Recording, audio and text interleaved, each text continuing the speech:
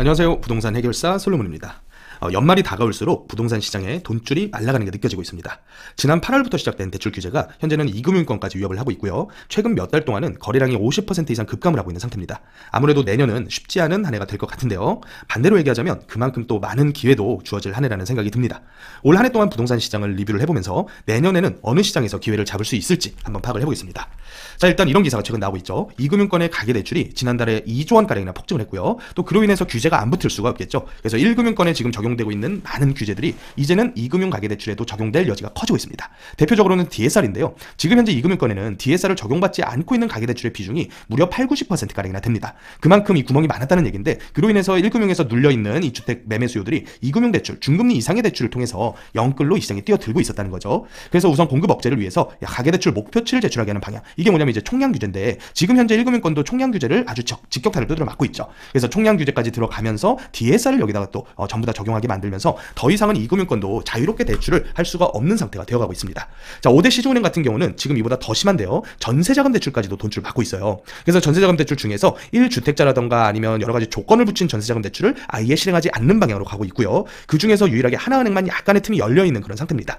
그런데 이런 2금융권에 대한 압박책들이 이미 10월 달부터 얘기가 나오고 있었다는 거예요. 제가 지난 영상에서 설명을 드렸었죠. 제2금융권, 인터넷은행, 지방은행 풍선효과 철저히 관리해라 라는 금융위의 보도사항이 있었고요. 그 내용을 한번 보면 가계대출 규제 당분간 계속 할 거다. 금리 인하됐다고 시장에 무리하게 떠들지 말아라. 그리고 은행들 대출 중단 중이니까 너네들 나머지 기관들도 눈치껏 행동해라. 그리고 중금리 주담대 전세대출로 쉽게 돈 벌려하지 말아라. 중신용자, 저신용자들에 대한 너무 많은 대출 해주지 말고 1금융권에서 담당하지 못했었던 대출들 너네 원래 하던 거 하면서 돈 벌어라. 이런 얘기를 했었습니다.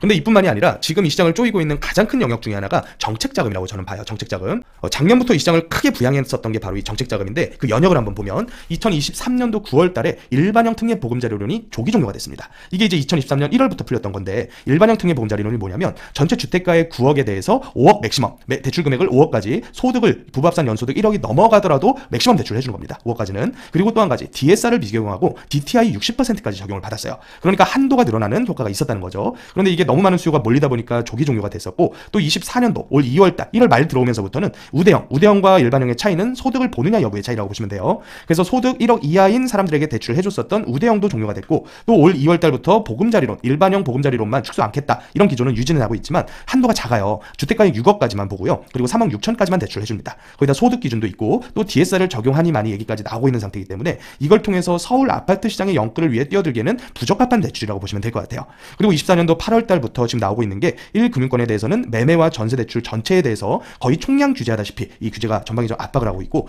최근 한 달 동안에는 2금융권과 은행, 보험사, 증권사 이런 나머지 대체 기관들까지도 압박을 하고 있는 그런 상태죠. 그래서 이런 정책자금의 효과를 한번 차트 가지고 살펴보면 기관별 주담대 증가액입니다. 여기는 이제 허가 HF 정책 주담대의 증감률이고요. 또 하나는 일반 예금기관, 이게 이제 은행이나 나머지 모든 기관을 포함한 은행권에서 나오는 주담대인데, 정책 주담대가 큰 폭으로 늘었던 게 언제냐면 23년도 1월 이후부터예요. 그러니까 우대형 특례 보금자리론을 실행을 하면서부터, 그리고 일반형 우대형을 같이 실행하면서부터 수요가 급증을 해서 굉장히 큰 폭으로 늘었었고요. 그리고 이걸 쪼이기 시작한 게 언제부터냐면 올해 초부터 시작을 했습니다. 그러니까 1년 한시 동안에 이 시장을 부양할 목적으로 굉장히 큰 폭의 돈을 풀었고, 이 큰 폭의 돈을 풀음에 따라서 주택가격이 급등을 하게 되니까 일반 예금기관의 주담대를 써서 이 시장에 다시 또 많은 수요자들이 뛰어들었던 거죠. 그래서 이 속에는 사실은 전세자금 대출도 포함이 돼 있기 때문에 전세가와 매매가의 동반 상승을, 특히나 아파트 시장 위주로 한 동반 상승을 이끌어냈던 게 이 정책자금이 마중물 역할을 했다고 보시면 될 것 같아요.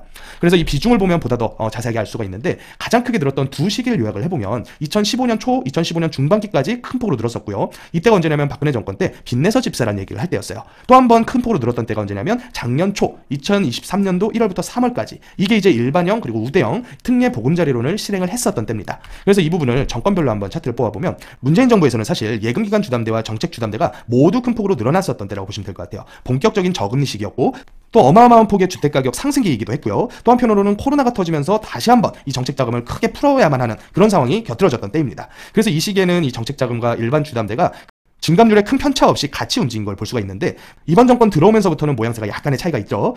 가장 큰 차이로는 정책 주담대가 먼저 큰 폭으로 상승을 했다는 겁니다. 2023년도 초부터 23년 3, 4월까지가 가장 큰 폭으로 정책 자금을 풀었던 때고요. 그에 반해서 예금기관 주담대는 오히려 줄었던 시기입니다. 왜냐하면 이때는 금리 인상과 거래 절벽이 함께 이 시장을 하락으로 이끌었던 시기이기 때문이죠. 그래서 마중물 형태로 해서 정책 주담대가 이 시장의 가격을 이끌어내고요. 예금기관 주담대가 2024년도 초부터 큰 폭으로 치솟는 모양새가 나타났던 거예요. 그래서 지금의 부동산 시장 유동성 정책은 일단은 마중물 역할을 했던 정책 자금은 거의 끈타시피 하고 있는 상태고요. 반대로 치솟아 올라가는 예금 취급기관의 주담대를 잡기 위해서 노력하는 게 현재 모양새라고 보시면 될 것 같아요.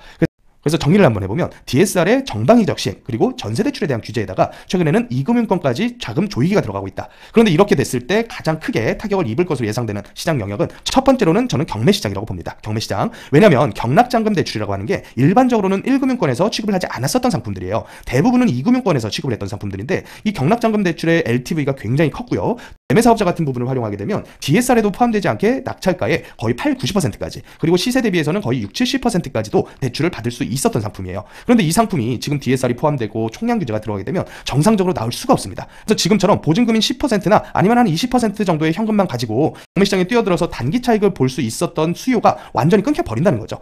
그래서 이금융권의 대출 중단은 비주택 시장에 대한 대출 그리고 경매시장에 대한 경락잔금 대출에 대한 영향이 굉장히 클 것으로 보여집니다. 그리고 또 한편으로 굉장히 크게 눌려있는 시장이 또 하나가 있어요. 그게 뭐냐면 재개발 시장입니다. 재개발 시장. 왜 제가 재개발 시장을 강조를 하냐면 지금 현재 재개발 신규 구역 지정되는 데들이 거의 100이면 100다 신통기획 아니면 공공재개발이에요. 근데 이런 형태의 재개발 상품들은 모두 다 토지거래 허가 구역으로 묶이게 됩니다.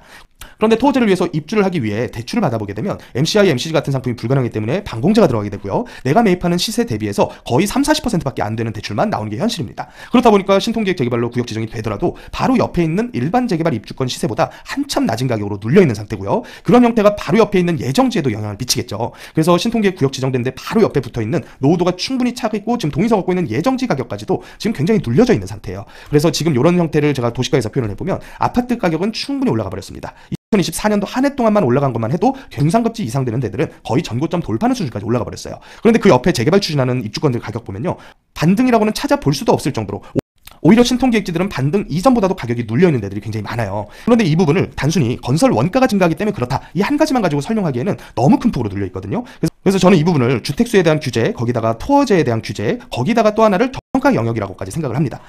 그래서 이런 부분들을 가격하고 더불어서 생각을 해봤을 때 주택세에 대한 규제가 풀리기만 한다면 가장 먼저 날아갈 게 바로 이런 재개발 입주권이 아닌가 이런 생각이 들고요. 또 제가 여러 차례 말씀드린 것처럼 이 건설 원가 증가분 정부에서도 알고 있다 이겁니다. 그래서 이 부분을 상쇄시켜주기 위해서 많은 인센티브 책들을 작년부터 내고 있는 거죠. 그런데 지금 건설 원가 증가치는 많이 완화가 됐어요. 건설 원가가 증가하는 기울기는 많이 줄어들었는데 인센티브는 계속해서 늘어나고 있는 그런 형태예요. 자, 그래서 이런 시기에는 가장 많이 눌려있는 영역에서 기회를 찾아야 된다고 보고요. 지금 현재 여러 가지 시장 분위기를 감안했을 때 취약해지면서 수요자가 급격하게 빠져나가서 매수자 우위의 시장으로 가장 먼저 돌입하게 될 경매시장 그리고 신통기획시장 이 두 군데가 가장 먼저 관심을 가져야 될 영역이 아닌가 이런 생각이 듭니다.